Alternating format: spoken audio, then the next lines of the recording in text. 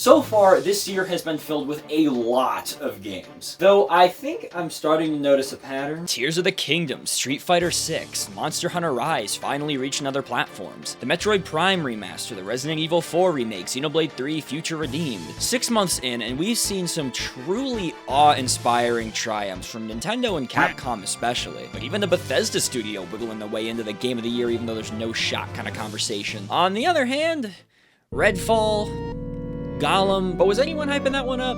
Like, seriously, I don't know, I'll throw it on there anyway. The cancellation of Overwatch 2 content, which got me way heated over a game that I've never played. Really good games, and corpses in the form of wasted shelf space. Not much in between. There have undoubtedly been some real throwaway disappointments so far this year, but not much at all from Sony. They're kind of just comfortably sitting in their corner, riding off a good 2022, content with their control over the industry, and pretending that Nintendo doesn't exist. However, in just a few days, we'll be getting our first big Sony release of the year, from none other than the we make really good and really awful products Russian roulette company known as Square Enix. And oh boy, oh lord. We've seen a lot of Final Fantasy 16 over the past 2 years, and despite everything we've seen being pretty much the coolest thing, period, low pre-order numbers indicated that Square's inconsistent output throughout that period of time has burned players, pushed them away from taking their word on the quality of a product. And who can blame them, with titles like The Avengers and Babylon's Fall all being abandoned far before their time should have been up. And even older heavy hitters like Final Fantasy 15 being really messy upon launch, and despite seeing major improvements over time,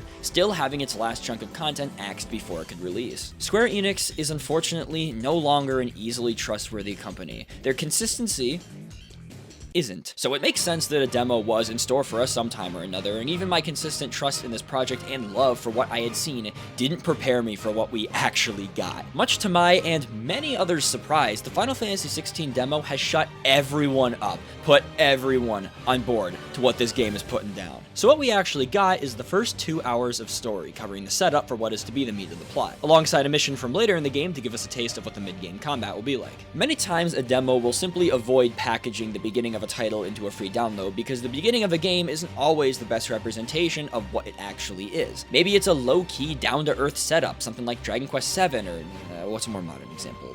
Bravely Default 2. Sometimes it's smarter to toss players 10 or so hours in so they can get a real good taste of what they're dropping their child support money on next month. But if that's the case for Final Fantasy 16 and this demo is the down-to-earth, low-key beginnings to the plot, then we may have the most high-key, jaw-dropping adventure ever about to be dropped in our noggins, because holy shit, this is one of the best opening acts to a game that I've ever played. Everything about this demo is exactly what we were promised. A dark war story set in a dark fantasy world. Characters with grounded personalities and realistic interactions. Fast-paced character action combat with RPG mechanics to give players a proper sense of both statistical and skill-based progression. Absolutely beautiful locales detailed down to the finest textures. Fitting and emotional dialogue and voice acting. Solid pacing that successfully builds tension all the way to the final act of the demo, where we get to play an entire icon battle, which is just as bombastic and explosive as the trailers made them seem. So if you don't know what an icon is, I don't blame you. Pretty sure it's a word they made up. So essentially, icons are summons from previous Final Fantasy games, except now they're really, really big. So they're kind of like the summons from Final Fantasy 15, except these ones don't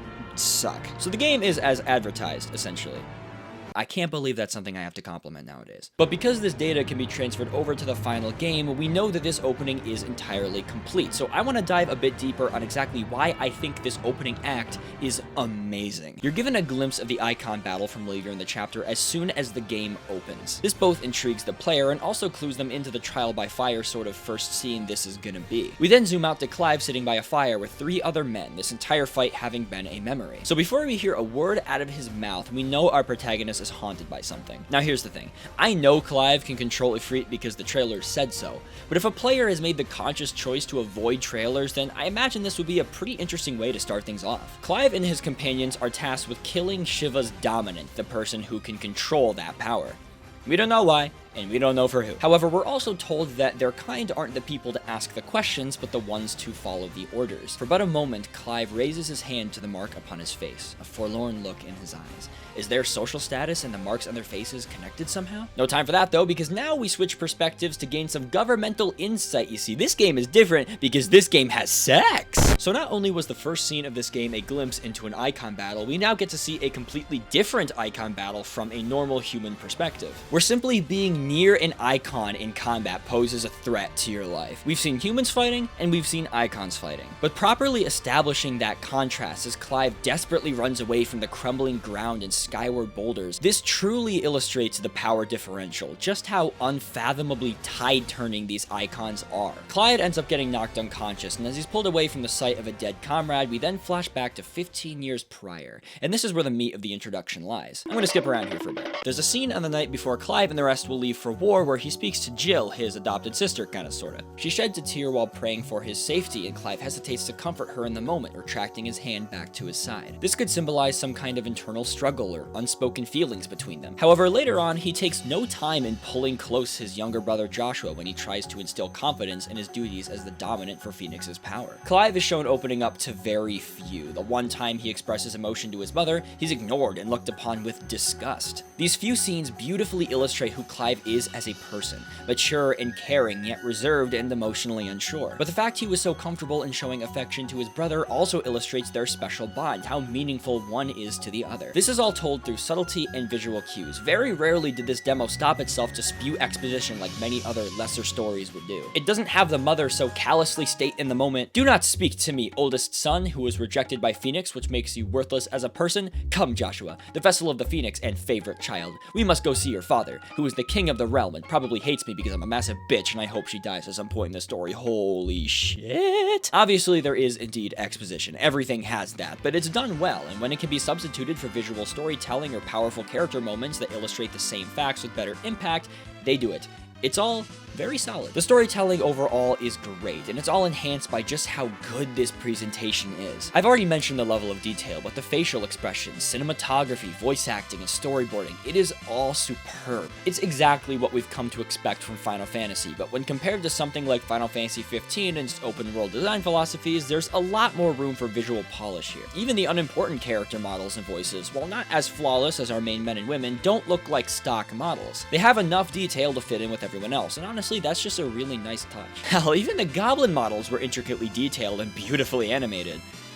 Oh, maybe beautiful isn't the right word. Final Fantasy has always been a visual powerhouse, a showcase of everything a generation can visually offer, and this is absolutely no exception. One thing I was concerned about throughout everything we saw pre-release was whether the experience was going to strike a good balance between storytelling and combat. And while this intro is heavily story-driven, I'd say like 80 story, 20 gameplay, that is not at all out of the ordinary, and it still provides a lengthy chunk of gameplay to really come to grips with the combat. One thing that keeps me from getting into a lot of Sony's big budget exclusives is a lot of the times the gameplay takes a backseat to the story, not being emphasized enough for me to really get into it, or being far too scripted in its execution for me to really feel as if my skill set is shining through. It's the reason why I haven't been able to get into The Last of Us duology, and honestly, I probably never will. So with Final Fantasy 16's heavy emphasis on spectacle bosses and huge set pieces, this had me very worried that the same issue would arise. I'd like what I was seeing, but not actually care because I'm not mechanically attached. Then I heard it was a character action game through and through, and I had other issues to sit on my balls about. If the game is too worried about its presentation, the feeling of direct control that is so important to character action games could suffer, and furthermore, if the bosses are too focused on spectacle, there would be a real disconnect between this and this. And fortunately, I don't think this will end up as an issue, because this demo shows us the gameplay from every angle. Not only do we get the proper tutorial introduction to the core mechanics alongside a chance to show them off in both normal combat and in two bosses, but it's immediately evident this game is dedicated to character action. A standard 4-hit combo alongside projectile fireballs, teleport to close the gap, something that kind of rings similar to Final Fantasy 15, albeit a little bit less completely broken, and a big charge attack dealing huge damage. There are also other skills to unlock, like a thrust to close in on enemies, a ground slam to bring yourself out of an air combo, the ability to double jump off of enemies, charging your attacks for extra damage. These are all staple mechanics in a lot of character action games, proving to potential skeptics that yes, this is a proper part of that genre. However, it's all fairly rudimentary because this is indeed the beginning of the game. So the iconic challenge that features a stronger Clive from later in the game is there to prove to skeptics that it's a good character action game. The previously mentioned iconic challenge is a chunk of the later game included after you've beaten the main demo, giving you a chance to play as a more fleshed out Clive, and damn, with all the extra moves, this game feels really good. You got long range grabs, tons of AoEs, lots of really cool shit to make this game feel full and unique, a great inclusion. However, it's not some kind of unfathomable step away from what Final Fantasy is. The stagger system from 13 and 7 Remake is here, functioning more or less the same. There are still big bombastic set pieces within fights that are thankfully pretty seamless, alongside a standard leveling system with gear and accessories. This kind of just feels like the natural progression of the action style Final Fantasy has taken on over its recent entries. I'm not that flabbergasted. I want to specifically highlight the voice acting because it is absolutely stellar. It's pulling from European talents, so many of the voice actors are fairly new to the industry. But despite this being his second credited role, Clive's voice actor did a great job of staying reserved but upping the emotion when it was necessary. I'm not going to spoil what happens near the end of the demo, but the desperation in his voice made me cry. That almost never happens, alright? I'm soulless. I'm unfathomable. I don't think you guys understand, okay? I hate Twizzlers for fun. For fun. A specific mechanic that I think is really interesting is the active lore that you can open up at any time, even in most cutscenes by holding down the touchpad. This will give you a bunch of descriptions for characters, places, and terms relevant to the task or scene at hand for players who want a better understanding of the complex political plot this game seems to have in store. Because you know, us gamers are really known for our interest in politics. There's a third world? I can't underestimate how insanely cool this actually is. Forget a character or name of a place, press in the touchpad. Information is right there for you. Many times stories with political themes have a lot of terminology, and this is no different. That makes it really easy to get lost sometimes, and this is like having that nice little Wikipedia article tuned into the important documents built into the experience. This also allows the cutscenes to forego heavy exposition, fostering a much more natural progression within the dialogue, because if you need to know something, you can do it on your own terms. Now this is all the first story chapter. If the rest of the game is able to match this level of polish and intrigue, hell, even surpass it, we may be looking at the game of the year, even though realistically, it doesn't stand a chance. The Switch install base is simply way too huge for any other console exclusive, whether that be PlayStation, Xbox, whatever, to even dent Tears of the Kingdom. If any Game of the Year award is being voted on by fans, Zelda's gonna win. And hey, considering how hit or miss games have been this year, maybe this game will suck. Please be good.